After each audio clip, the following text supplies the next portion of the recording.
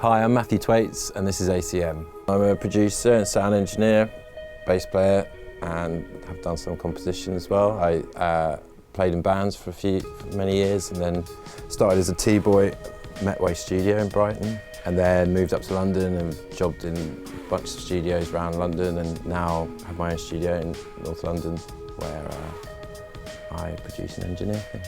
Well, I've worked with Mystery Jets, I've worked with a band called Superfood more recently. In engineering I did some work with Lily Allen and the Saturdays, the Kooks. Yeah.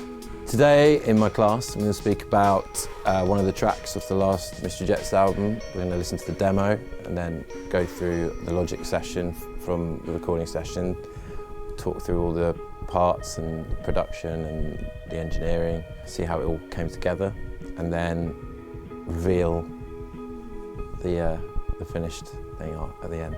Yeah, my first impressions of ACM is that it seems great. There's some really nice studio, and it seems to have a lot of great guests.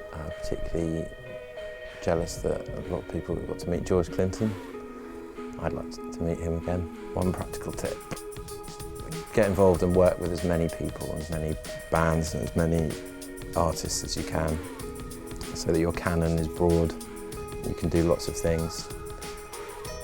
Don't say no to anything, unless you really hate it. There's no point doing that. But you can find your way into anything, I think, and find your challenge and and it's just another string to your bow then. My top 3 tips for working with bands in the studio are: always do pre-production before you go into the studio.